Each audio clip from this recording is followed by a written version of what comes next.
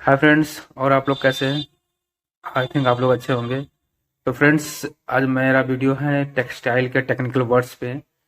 कुछ टेक्सटाइल के technical words होते हैं, जो बंदे टेक्सटाइल टेक्सटाइल लैब में काम करते हैं ये वर्ड्स उन्होंने सुना होगा, बट इसका डेफिनेशन शायद ही कुछ लोग जानते होंगे।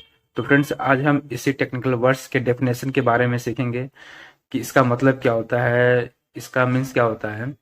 तो फ्रेंड्स, और चलते हैं अपने वीडियो पे। अपने वीडियो पे चलने से पहले आपसे मेरा एक रिक्वेस्ट है, प्लीज़ आप मेरे चैनल को शेयर एंड सब्सक्राइब कीजिए। और अगर आपका कोई क्वेश्चन है तो प्लीज़ मुझे आप कमेंट कीजिए।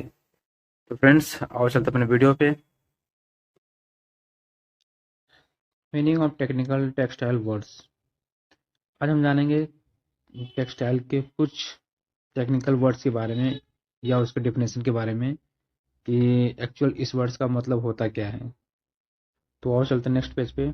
नेक्स्ट पेज हमारा humidity and relative humidity. Humidity शायद आप लोग बचपन में पढ़े होंगे ह्यूमिडिटी एंड रिलेटिव ह्यूमिडिटी के बारे में। तो ये एक बहुत ही इंपॉर्टेंट पार्ट होता है टेक्निकल टेक्सटाइल टेस्टिंग लैब में। इसका इसका इफेक्ट हमारे रिजल्ट पे बहुत ज़्यादा पड़ता है, तो इन दोनों को हम मेंटेन करके रखते हैं लैब में।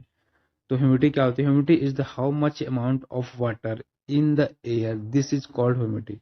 मतलब एयर में पानी की परसेंटेज कितनी है इस टाइम, ये ह्यूमिडिटी कहलाती है। और रिलेटिव ह्यूमिडिटी क्या होती है? रिलेटिव ह्यूमिडिटी क्या होती है?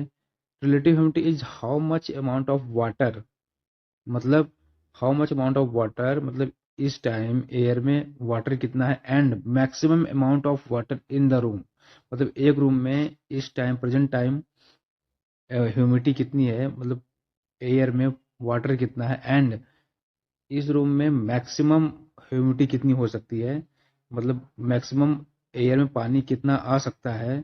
इन दोनों को ही हम इस term this called relative humidity कहते हैं।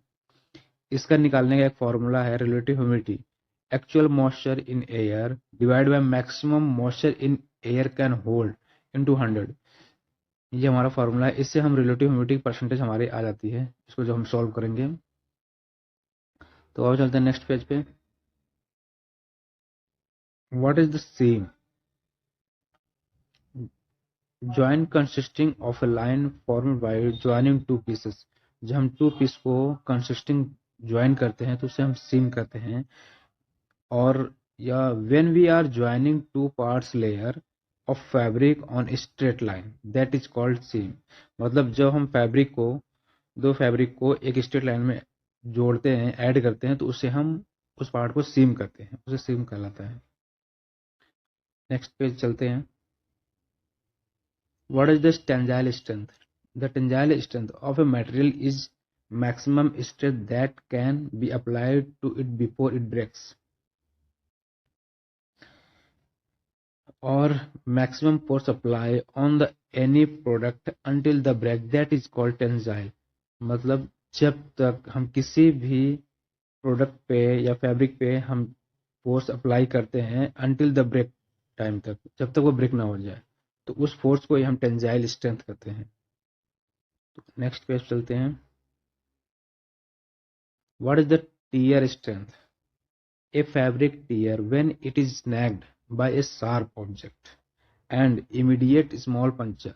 मतलब जब कोई फैब्रिक किसी शॉर्प ऑब्जेक्ट से कहीं कट लग जाता है या फट जाता है या होल हो जाता है, and and the immediate small puncture is convert to a long rip. मतलब लगने के बाद जब थोड़ा सा कट हो जाता है उसके बाद long rip by what may be a very small extra force, मतलब थोड़े से ही फोर्स पे उस जगह से जब हमारी फैब्रिक फट जाती है तो उसे टीयर कहते हैं। Tear is an small hole on the fabric then immediate small hole convert to long by a very small. मतलब जब किसी शॉर्प ऑब्जेक्ट से होल हो जाता है या फिर कट लग जाती है, तो उस स्थान से जब एक स्मॉल एक्स्ट्रा फोर्स से ही वो फैब्रिक फटने लगती है उस स्थान को, तो उस फोर्स को ही हम टीयर स्ट्रेंथ कहते हैं।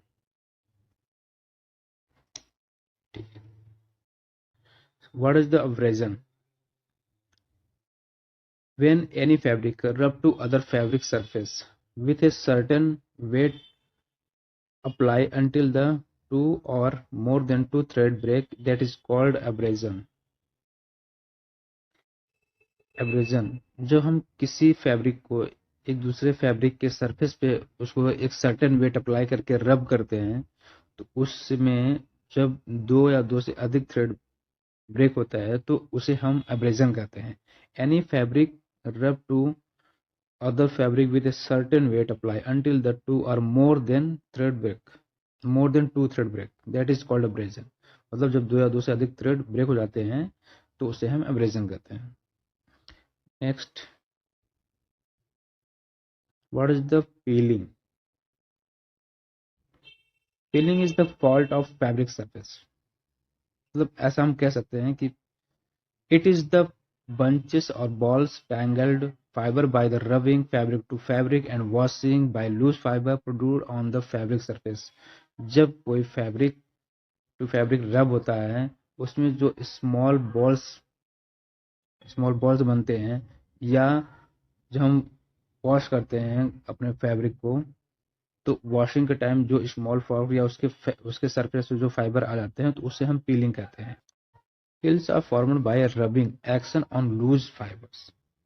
जब फैब्रिक टू फैब्रिक रब होने के बाद जो हमारे लूज फाइबर्स फैब्रिक के सरफेस पे आ जाते हैं ऑन द फैब्रिक सरफेस, उसे हम पील्स कहते हैं। तो ऑन नेक्स्ट पेज पे चलते हैं। What is the bursting strength? When apply the pressure of any fabric, जब हम किसी भी फैब्रिक पर एक प्रेशर अप्लाई करते हैं बाय एयर और देन फैब्रिक बी एक्सपेंड, मतलब एयर के थ्रू हम प्रेशर अप्लाई करते हैं और फैब्रिक एक्सपेंड होता है the all possible direction at the same time, अपने सारे डायरेक्शन में सेम टाइम में वो एक्सपेंड होता है। Then the fabric burst after a limit pressure, एक लिमिट प्रेशर, एक सर्टेन प्रेशर के बाद जब वो बस्ट होता है, फैब्रिक फटता है, this is pressure is called bursting strength. तो उस प्रेशर को ही हम बस्टिंग स्ट्रेंथ कहते हैं। Understand? Colour fastness is colour fastness during the rubbing, washing, lighting and other wearing environment. Colour change is the colour fastness, मतलब colour fastness वो होता है जब हम जो फैब्रिक रब के द्वारा या वॉश के द्वारा या फिर जब हम धूप में सुखाते हैं उसके द्वारा या फिर उसके जो कलर होता है किसी या पहनने के द्वारा हमारा चेंज होता है, उसके कलर चेंज होते हैं, तो उसको हम कलर फास्टनेस कहते हैं। रबिंग हो गया, वॉशिंग हो गया, लाइटिंग हो गया, वेयरिंग हो गया, environment. Okay, colour fastness to fastness in sunlight after a certain time, that is called see up to light.